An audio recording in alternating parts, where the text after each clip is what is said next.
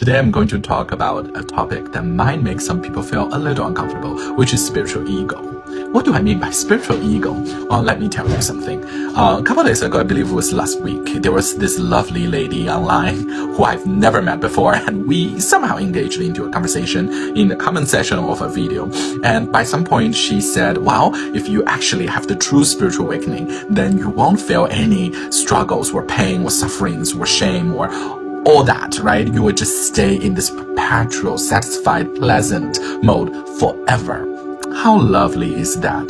But I stopped talking to her after that because I realized that conversation is not going anywhere that is going to be good for either of us. Why? Because that statement, that sentence she just said is coming from a very not spiritual place, which is overly inflated ego. Why do I say that? First of all, let's look into the concept of the absence of suffering and the perpetual pleasantness, perpetual joy, stage of forever happy, forever pleasure.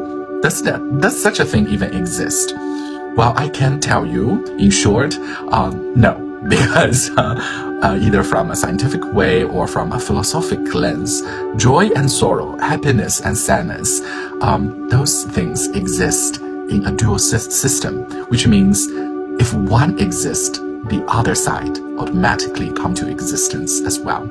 If you want to shut down one side, the other side will go disappear as well. Why? Because they are actually the same thing. Well, we can go even deeper on that, but that probably will take another video. The second point is, I want to bring our memory back to some of the greatest spiritual leader humankind has ever known, such as Buddha, right? Such as Jesus Christ, or even God. God in the concept of both in the Abrahamic religions or in other religions. You'll find this common thing they all share, which is they have all kinds of emotions. If you ever seen a wheel of emotions, right? It has a circle and have all the emotions on it, and it helps people to identify their feelings. Well, let me tell you, all those great spiritual leaders, they have all of them, including God.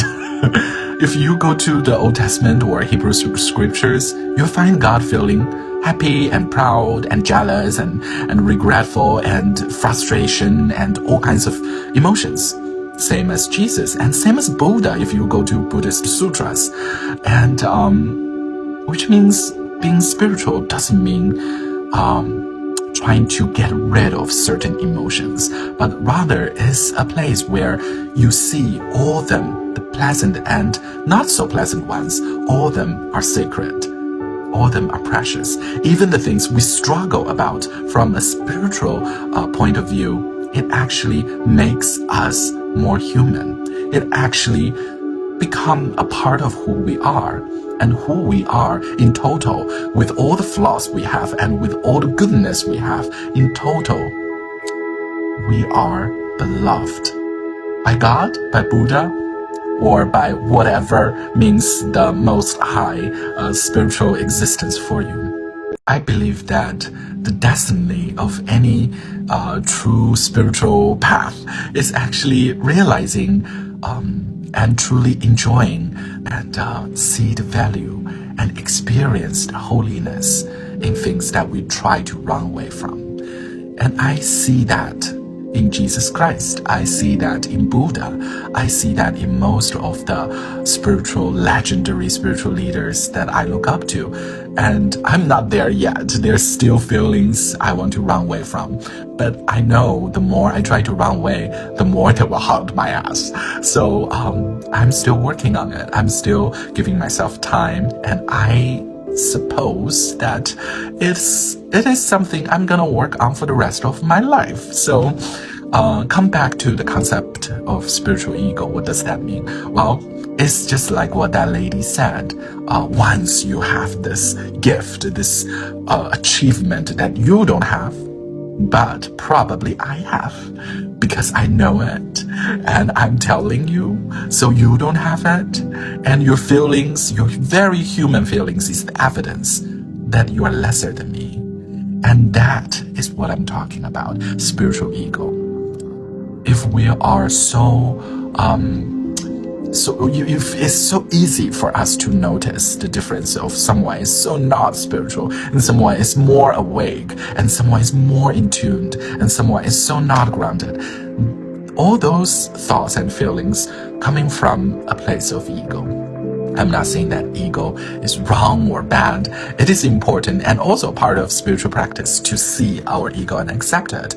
But if we place our ego as the leader for our spiritual path and use it as a way to guide our knowledge and our way to realizing what we do in spiritual path, I think we will fall into some unfortunate traps. So this is my message for you today. Don't feel frustrated if you feel you are not spiritual enough, and don't feel frustrated that you still experience things you thought you wouldn't be experiencing after you did some spiritual practice for some certain period of time. Because unfortunately, all the things you're feeling, we all feel them, and we will still feel them in the future. But exactly because of that makes us human. And a part of being spiritual is to embrace the fact and celebrate the fact that we are humans, and accept it, and not try to run away from it, and embrace it. It's happy, it's sad, it's joyful, it's sorrow, but it's human. And there's nothing more spiritual than just embrace that. Blessed be.